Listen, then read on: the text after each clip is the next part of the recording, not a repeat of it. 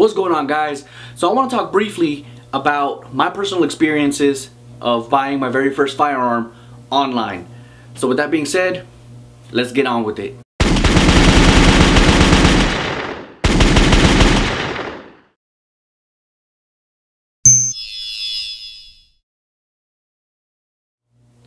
Alright, so I'm gonna be 100% honest with you guys. I bought the P250. You guys saw in my last video. I actually bought the P250 from a gun broker through an actual FFL, you know, and everything like that. So it was all pretty frightening, to be honest. I was pretty skeptical about the whole situation about buying guns online. I have this somewhat phobia, if you will, about giving people money without receiving a product in return right then and there.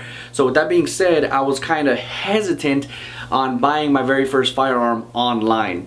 Again, because having to pop, you know, some money, I think I spent like $200 for the gun, and not having that actual firearm right then and there for me to, you know, take home, it's kind of intimidating, and I can understand why a lot of people are hesitant to do that. However, my experiences were actually pretty positive from start to finish. Now, I didn't know what I was getting into at first, you know what I mean? So what I basically did was look at the gun broker seller's, you know, profile, see the reviews he had, or they had very high reviews and everything like that. So I was a little bit more comfortable purchasing a firearm through them. But on top of that, I actually went a little bit further and actually, you know, Googled the FFL. Again, this is me just being a little paranoid, I guess. But I Googled and made sure that they were an actual FFL and everything like that. And of course, you know, I was pleasantly surprised, of course, that it was an actual FFL. Everything checked out just fine. The reviews on Gun Broker obviously is not theirs to tell. It's customers and things like that that actually took their time to review the services that the FFL that I purchased the firearm from, you know, that they got. So with that being said, I ended up, you know, pulling the trigger, no pun intended, and actually, you know, ended up doing it.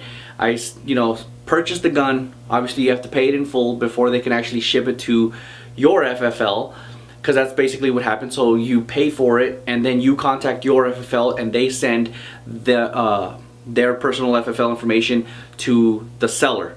And the seller then in turn, of course, sends the gun to your personal FFL who you already made contact with.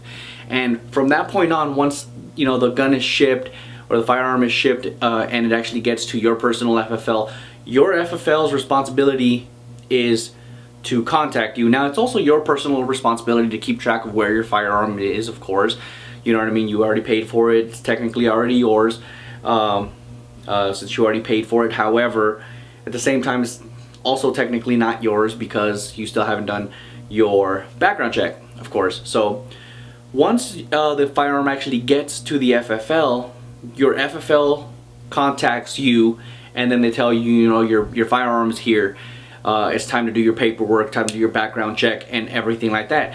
Now, contrary to what the left thinks, this whole buying guns online loophole, they call it, that you can buy guns online and then take it home and then they ship it straight to your house or whatever mumbo jumbo they like to talk about nowadays, is pretty absurd. Now, I knew going into this that that wasn't the case, you know what I mean? There's been countless amount of information online that you could just research and find out the legalities of that type of scenario. And of course, you'll know pretty quick that sending a gun to your personal residence, unless you know, you have your proper licensings, is very illegal. So it can't be done. For an actual FFL to send it to your house is even illegal for them as well. So that's why they have to send it to another FFL. So going into this, I of course knew that it had to go to an FFL, right? From an FFL to an FFL, who then contacts me and then we do the paperwork and everything like that. So as soon as I got there, I paid I think it was like a $25 or something like that transfer fee, and you know, we did the paperwork and the background check, and once everything checked out, they gave me my firearm. And I thought that was a very easy process. I think from start to finish, from the moment that I clicked you know, the bid and everything like that, and I won the bid, and I paid for it and everything like that, and to the point that I actually left my FFL with the gun. I think it was like maybe just like a day or two over a week.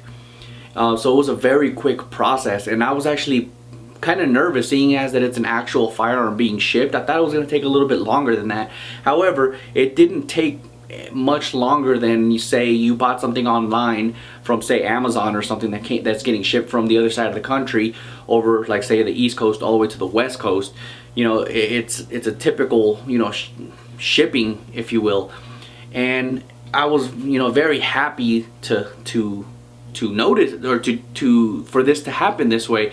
You know what I mean? Because again, I was expecting it to take much longer, and it just simply wasn't the case. It was a quick process. All the legalities were still in place.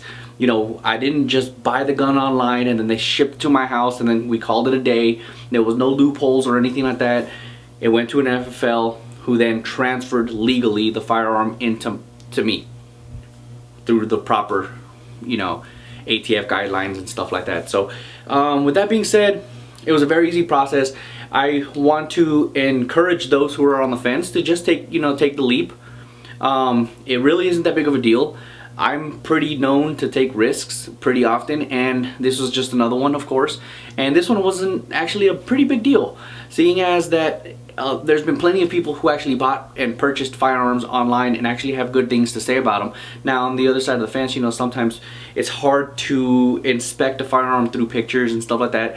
Sometimes when you buy a firearm, there's been, you know, stories of, you know, there being blemishes in like the finish or what have you, you know, things like that. And there's no real way you can personally inspect these firearms, so that's something you got to take into consideration. However, on my personal situation, all I bought was the firing control unit for a P250, so that wasn't a major issue with me. My main concern was the fact that the entire, you know, the actual firearm worked. Everything mechanically worked, because aesthetically it's all going to be, you know, brand new parts from SIG and, you know, various other, you know, companies. But again, it was a very easy process, and I want to encourage everybody who's on the fence to just take a leap.